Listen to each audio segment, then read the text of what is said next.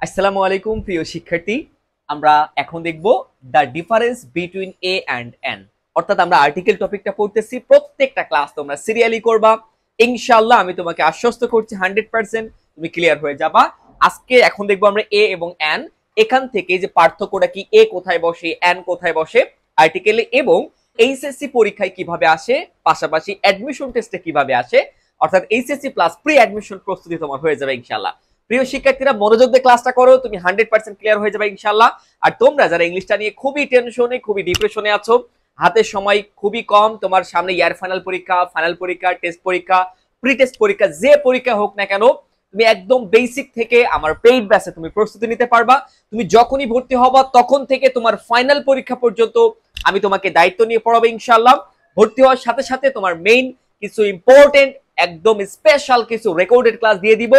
24 থেকে 25টার মতো recorded class করলেই তোমার বেসিক টু অ্যাডভান্স সব ক্লিয়ার হয়ে যাবা। তারপরে তোমার ফাইনাল পরীক্ষা পর্যন্ত আমি লাইভে এসে তোমার প্র্যাকটিস করাবো, যাতে তোমার প্রস্তুতি একদম 100 হয়ে যাবে ইনশাআল্লাহ। কোনো টেনশন নাই, তুমি নির্দ্বিধায় কোনো দুশ্চিন্তা না করে আমার পেইড ব্যাচে এনরোল করতে পারো। তোমাকে কথা দিচ্ছি আমি একদম দায়িত্ব নিয়ে পড়াবো ইনশাআল্লাহ, ইংলিশের কোনো সমস্যা তোমার থাকবে না। প্রিয় শিক্ষার্থীরা, খেয়াল করো, এখন দেখো আমরা the difference between A and N.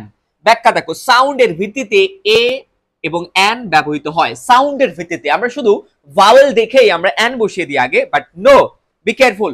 সাউন্ডের ভিত্তিতে, ওকে, তাহলে সাউন্ডের ভিত্তিতে এ এন ব্যবহৃত হয়। ওয়ার্ডের প্রথমে ভাওয়েল সাউন্ড থাকলে এন, ভাওয়েল না কিন্তু ভাওয়েল সাউন্ড থাকলে এন, এবং কনসোনেন্ট সাউন্ড থাকলে এ বসে। কিন্তু এ এবং এন এর অর্থ একই, শুধুমাত্র ব্যবহারটা ভিন্ন। এ মানেও একটি, আবার এন মানেও একটি, জাস্ট ব্যবহারটা ভিন্ন। এবার খেয়াল করো, ভাওয়েল কি কি বলতো? A, E, I, O, U. আমরা সবাই জানি এটা, যে এই পাঁচটি হচ্ছে vowel, A, E, I, O, U. সবাই মনে রাখো, এ, ই, আই, ও, ইউ, এই পাঁচটা হচ্ছে ভাওয়েল। আচ্ছা, কনসোনেন্ট কি? এই ভাওয়েল ব্যতীত যত লেটার আছে ইংলিশে, প্রত্যেকটা লেটার হলো কনসোনেন্ট, মানে ব্যঞ্জন বর্ণ। অর্থাৎ এই এ, ই, আই, ও, ইউ এগুলোকে আমরা ভাওয়েল মানে স্বরবর্ণ, আর কনসোনেন্ট মানে ব্যঞ্জন বর্ণ। যেমন বি, সি, ডি, এফ, কে, অর্থাৎ পাঁচটি ভাওয়েল ছাড়া বাকি লেটার বা বর্ণগুলোকে কনসোনেন্ট বলা হয়। আচ্ছা প্রিয় শিক্ষার্থীরা, এবার একটু খেয়াল করো তোমরা সবাই, নোটটা দেখো। খুব সহজেই মনে রাখতে হবে যে বাংলাতে ভাওয়েল সাউন্ড, যা স্বরবর্ণ সাউন্ড, হলো 7টি। বাংলাতে আমরা স্বরবর্ণ সাউন্ড করব। এই সাউন্ড 7টি তুমি ভালো করে মনে রাখলে, ভালো করে বুঝতে পারলে, তুমি অবশ্যই এ এবং এন কোথায় বসে এটা ডিফারেন্স তুমি নিজেই তৈরি করতে পারবা। খেয়াল করো, অ, আ, ই, উ, এ, ও, এ। আমরা কি দেখেছিলাম? ভাওয়েল দেখেছিলাম ইংলিশে এই 5টি, বাট বাংলাতে আমরা ভাওয়েল সাউন্ড করব 7টা। কয়টা বললাম? 7টি। কি কি বলতো? অ, সবাই আমার সাথে একটু বলো, অ, আ সাউন্ড, ই সাউন্ড, উ সাউন্ড, এ, ও, এ, এই 7টি সাউন্ড। দেখো, কোন সিঙ্গুলার কাউন্টেবল নাউনের প্রথম, সিঙ্গুলার এবং কাউন্টেবল, বি কেয়ারফুল প্রিয় শিক্ষার্থীরা, সিঙ্গুলার এবং কাউন্টেবল হতে হবে।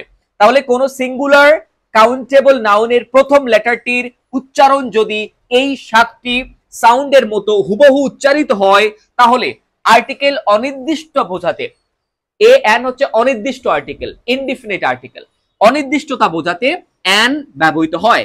এবং শূন্য স্থানের পরবর্তী সিঙ্গুলার কাউন্টেবল নাউনটি যদি উক্ত 7টি সাউন্ডের মতো উচ্চারিত না হয়, তবে সেক্ষেত্রে অনির্দিষ্টতার জন্য আর্টিকেল এ বসাতে হবে, কারণ এই 7টি সাউন্ড ব্যতীত বাকিগুলো কনসোনেন্ট বা ব্যঞ্জন বর্ণ সাউন্ড। ক্লিয়ার? তাহলে আমরা 7টি সাউন্ড কি কি বললাম, মনে আছে তো সবার? অ সাউন্ড, আ সাউন্ড, ই সাউন্ড, উ, এ, ও, এ, এই 7টি সাউন্ড। ক্লিয়ার সবাই? এই পর্যন্ত আশা করি সবাই বুঝতে পেরেছো। একদম মনে রাখো, আমি যেটা বলতেছি একটু খেয়াল করো, তোমার কাছে দেখো এ এন একদম পুরো ক্লিয়ার হয়ে যাবে ইনশাআল্লাহ। এবার খেয়াল করো, আমরা আসি the uses of an and a. এবার দেখো, যে নাউন সম্পর্কে বলা হয় তা যদি শ্রোতার কাছে অপরিচিত থাকে, যে নাউন সম্পর্কে বলতেছি মানে অপরিচিত, যেটা চেনা না জানা না, বক্তা শ্রোতা দুইজনই চেনে না জানে না, তাহলে যখন যে নাউন সম্পর্কে বলা হয় তা যদি শ্রোতার কাছে অপরিচিত থাকে, তাহলে উক্ত নাউনের পূর্বে এ অথবা এন বসে, এ অথবা এন। ওকে, বসাতে হয়, এক্ষেত্রে নাউনটির সিঙ্গুলার বা কাউন্টেবল যে কোনো এক ধরনের হতে পারে। আচ্ছা, তাহলে কি নাউনটি কি হবে? সিঙ্গুলার বা কাউন্টেবল যে কোনো এক ধরনের হতে পারে। এবার দেখো, কোন ওয়ার্ডের শুরুতেই ভাওয়েল সাউন্ড যেমন অ, আ, ই, উ, এ, ও, আ থাকলে অ্যান বসে, তবে ওই নাউনটি অবশ্যই সিঙ্গুলার এবং কাউন্টেবল নাউন হতে হবে। আচ্ছা, এবার প্রিয় শিক্ষার্থীরা আমি তোমাদের দেখাবো যে এইচএসসি তে কিভাবে কোশ্চেন আসে এবং এক্সাম্পল গুলো দেখো, বোর্ড কোশ্চেন রেফারেন্স সহ দিয়েছি আমি। আমার এই বইটা থেকে ক্লাস নিচ্ছি। আমার ইংলিশ সেকেন্ড পেপার এইচএসসি, তোমাদের ইংলিশ সেকেন্ড পেপার গ্রামারটা তোমার হচ্ছে এইচএসসি প্লাস প্রি অ্যাডমিশনের জন্য, এটা হচ্ছে লেকচার বই, অর্থাৎ এই বইটা থেকে আমি তোমাদের ক্লাস নিচ্ছি, লেকচার দিচ্ছি। ওকে, বইটা অর্ডার করতে তোমরা আমাদের হোয়াটসঅ্যাপে মেসেজ করবে, পেজের ইনবক্সে মেসেজ করতে পারো। এবং তোমরা যারা আমাদের পেইড ব্যাচে ভর্তি হবা, একদম দায়িত্ব নিয়ে পড়াবো, তোমার ফাইনাল পরীক্ষা পর্যন্ত পুরো দায়িত্ব আমার উপরে ছেড়ে দেবে ইংলিশের। তোমার ইংলিশের একদম বেসিক টু অ্যাডভান্স পর্যন্ত শেখানোর দায়িত্ব আমার, ইনশাআল্লাহ। আমি তোমাকে বেস্ট সাপোর্ট করব ইনশাআল্লাহ। আচ্ছা, খেয়াল করো, এবার আমরা এখানে আসি এক্সাম্পলে। Ours is dash independent country. আচ্ছা, এই যে গ্যাপটা আছে, এখানে আর্টিকেল বসবে একটা, যেহেতু আর্টিকেল টপিকে আমরা দেখবো, সো এই শূন্য স্থানে পরে দেখো independent country. Independent country, country কয়টা? সিঙ্গুলার। ওকে, তাহলে এটা কি কাউন্টেবল এবং কি সিঙ্গুলার আছে। তাহলে এই জায়গাটা কি বসবে? এই যে ইন্ডিপেন্ডেন্টের আগে বসবে এ অথবা অ্যান। আমরা কি সাউন্ড করব বলতো? এই যে ইন্ডিপেন্ডেন্ট শূন্য স্থানের পরে যে ইন্ডিপেন্ডেন্ট আছে, এই ইন্ডিপেন্ডেন্ট আমরা প্রথমে লিখি ইন্ডিপেন্ডেন্ট। আমরা কি লিখে বলতো? রস্বই দন্ত ন। তাহলে ইন্ডিপেন্ডেন্ট ডট ডট ইন্ডিপেন্ডেন্ট। প্রথমে সাউন্ডটা আমাদের কি সাউন্ড করেছে বলতো? ই সাউন্ড, ই। তাহলে ই সাউন্ডটা কিন্তু আমরা ওই 7টার মধ্যে পেয়ে গিয়েছি। তাহলে কি বসবে এখানে? সবাই লিখো, কি বসবে এখানে? অ্যান বসবে। Clear? An independent country. The national flag place dash vital role in the life of a nation. এই যে ভাইটাল রোল, রোল কি বলতো? ভূমিকা। এখানে কি আছে? সিঙ্গুলার। তাহলে এবার দেখো ভাইটালের ভি, ভা, ভাইটাল, ভ সাউন্ড, ভাইটাল। তাহলে এখানে কি ভ, ভ কি আমাদের আছে নাকি? না, ভ হচ্ছে কনসোনেন্ট সাউন্ড। তাহলে কি বসবে? A vital role. What is patriotism? It is dash noble virtue. এই যে noble, noble, N sound, N sound কি হবে? A noble virtue. It inspires, এই যে ম্যান, ম্যান কি সিঙ্গুলার, তাহলে কি বসবে? ম, ম্যান। আমরা কি বলি? ম্যা, ম সাউন্ড, তাহলে consonant, a man. Childhood or boyhood is dash man's, তাহলে কি বসবে? A man's. এই যে অনেস্ট, এইবার খেয়াল করো প্রিয় শিক্ষার্থীরা, এই জায়গাটা আমরা অনেকে মুখস্থ করি যে এইচ এর উচ্চারণ হ এর মতো না হয়ে যদি অ এর মতো উচ্চারিত হয়, তাহলে এ না বসে এন বসাতে হয়। বাট আমরা এইগুলো এত বড় বড় একটা জটিল বিষয় মনে না রেখে আমি খুব সহজে মনে রাখতে পারি। সেটা কি? ওই যে সাউন্ড 7টা মনে রাখলেই হবে। তোমার এখানে এইচ থাকুক বা যাই থাকুক, আমরা কি হনেস্ট বলি নাকি অনেস্ট বলি? আমরা উচ্চারণ করি একটু দেখো, অনেস্ট, অনেস্ট লিখি না আমরা? তাহলে প্রথম সাউন্ডটা কি বলতো? অ সাউন্ড। এই যে এটা অ হয়েছে, তাহলে কি বসবে এখানে? অ্যান বসবে। যেহেতু সেন্টেন্সের প্রথমে শুরু হয়েছে, তাই আমরা এটা ক্যাপিটাল লেটার দিয়ে শুরু করেছি। একদম সহজে বুঝো। আই হ্যাভ দ্যাশ আঙ্কেল। এ দেখো আঙ্কেল কয়জন? এখানে অনেস্ট ম্যান কয়জন? অনেস্ট ম্যান সিঙ্গুলার একজন, এই যে ম্যান সিঙ্গুলার কাউন্টেবল, তাহলে অ্যান অনেস্ট, এ বা অ্যান, এখানে an honest man. I have দ্যাশ আঙ্কেল। আচ্ছা, আঙ্কেল কয়জন এখানে বলো তো? আঙ্কেলস না, আঙ্কেল সিঙ্গুলার আছে এখানে, কাউন্টেবল সিঙ্গুলার। তাহলে এবার আঙ্কেল আমরা লিখি তো বাংলাতে, বাংলা লিখে ফেলো আঙ্কেল, তাহলে প্রথমে আ সাউন্ড, তাহলে কি বসবে? An uncle who has just retired from dash army. Okay, আচ্ছা, এখানে আর্মি এর আগে আমরা এখানে অ্যান আর্মি, একটা আর্মি থেকে বলতে পারি না। এই জায়গায় আমরা পরে শিখবো যে আর্মির আগে কি বসবে, এটা আমরা পরে দেখবো, ঠিক আছে? তো এটা আমরা এখন গ্যাপ রাখতেছি। ওকে, আচ্ছা, যেহেতু ফ্রম অ্যান আর্মি, সে একটা আর্মি থেকে কখনো রিটায়ার্ড করে না, এখানে অ্যান বসতে পারে না। এবার খেয়াল করো, he once told me that he met. এখানে দা এর ব্যবহার আসবে, আমরা পরে দেখবো, ঠিক আছে? এটা মনে রাখো। হি ওয়ান্স, সে একদা, টোল্ড মি আমাকে বলেছিল, দ্যাট হি মেট। এই যে আমরা এখানে দেখবো অন আইড। এই যে অন আইড কয়টা? আইড এলিয়ান একটা, এখানে singular, on I'd alien singular আছে।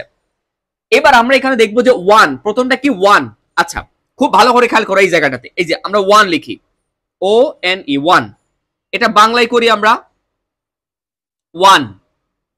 আচ্ছা, এবার এই যে ওয়া সাউন্ড করছে, প্রথম দেখো ও কি ওয়ান হচ্ছে, অর্থাৎ আমরা কিন্তু এখানে এই যে আ অন্তস্থ একার বাদ দিলে অন বলছি না, আবার আন বলছি না, ওয়ান। অর্থাৎ এই যে ভাওয়েল ও, এই ভাওয়েলের সাউন্ডটা হচ্ছে ওয়া। আর এই যে এন ই এর জন্য দন্ত ন, এই যে দন্ত ন, ঠিক আছে, এন ই এর জন্য দন্ত ন, বাট ও এর জন্য হচ্ছে ওয়া, ওয়ান। তাহলে ওয়া সাউন্ডকে আমরা পেয়েছি না, তাহলে হবে কি এ হবে। তাহলে ভাওয়েলের আগেই কিন্তু এন বসে না, এখানে ও কিন্তু একটা ভাওয়েল, বাট এর আগে এ বসেছে।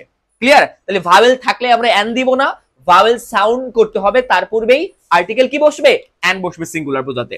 দেখো ড্যাশ এলিয়েন, এবার দেখো এলিয়েন, আমরা কি লিখি এলিয়েন, তাহলে প্রথম কি হচ্ছে এ হচ্ছে, তাহলে এলিয়েন এর হলে এ হলে কি হবে ভাওয়েল সাউন্ড, কি বসবে এন এলিয়েন। এই যে অনেস্ট আবারও এন সো, তাহলে এখানে কি বসবে এন অনেস্ট।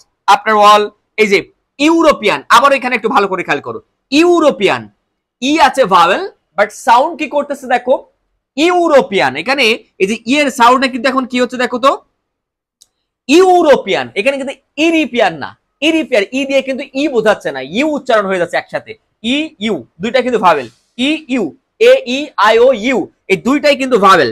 দেখো একসাথে কি হচ্ছে ইউ উচ্চারণ হচ্ছে, ইউ ইউ কিন্তু আমাদের উচ্চারণে নাই। এখন অনেকে বলতে পারে যে স্যার ভাই আমাদের তো ই আছে উ আছে সাউন্ড, হ্যাঁ আলাদা আলাদা আছে, বাট একসাথে কিন্তু কোনো সাউন্ড নাই।